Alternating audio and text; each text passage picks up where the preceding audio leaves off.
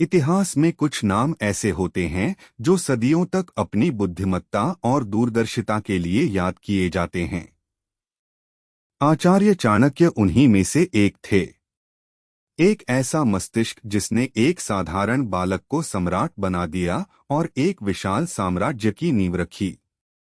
आज हम जानेंगे चाणक्य की उन चालाकियों के बारे में जिन्होंने भारत का इतिहास बदल दिया।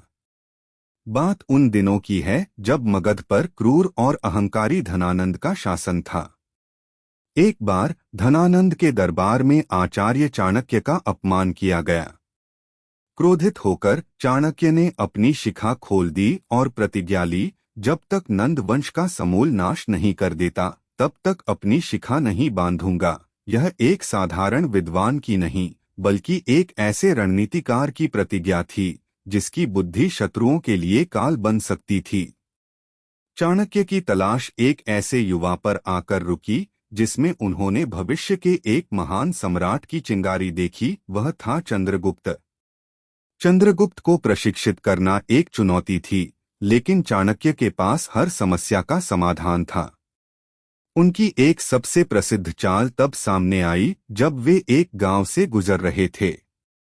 उन्होंने देखा कि एक माँ अपने बच्चे को गर्म खीर खाने से मना कर रही थी। बच्चा खीर के बीच में हाथ डाल रहा था और जल रहा था। माँ ने कहा, बेटा, चाणक्य जैसी मूर्खता मत करो। खीर किनारे से खानी चाहिए, बीच से नहीं, नहीं तो हाथ जल जाएगा। इस छोटे से प्रसंग ने चाणक्य को युद्ध जीतने की सबसे बड़ी रणनीति सिखाई। उन्होंने समझ लिया कि सीधे मगध के केंद्र पर हमला करना आत्मघाती होगा। इसके बाद चाणक्य ने अपनी रणनीति बदली। उन्होंने पहले नंद साम्राज्य के बाहरी और कमजोर क्षेत्रों को निशाना बनाना शुरू किया।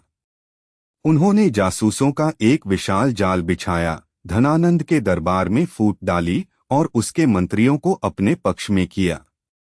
उन्होंने आर्थिक नाकाबंदी और मनोवैज्ञानिक युद्ध का भी सहारा लिया, जिससे नंद साम्राज्य भीतर से खोखला होता गया। धनानंद की सेना में असंतोष फैला और लोगों का राजा पर से विश्वास उठने लगा। धीरे धीरे चाणक्य की रणनीतियों ने नंद साम्राज्य की जड़ों को कमजोर कर दिया।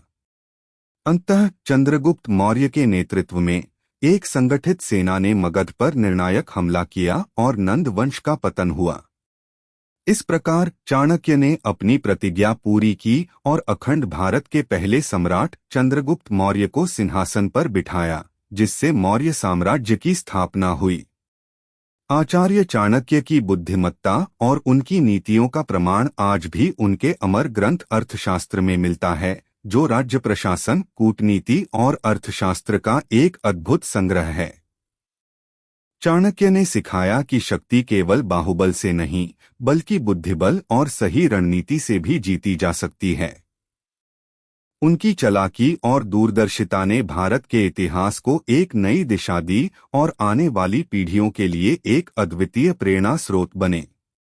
आपको चाणक्य की कौन सी रणनीति सबसे प्रभावशाली लगती है? हमें कमेंट्स में बताएं और इस वीडियो को लाइक करना न भूलें।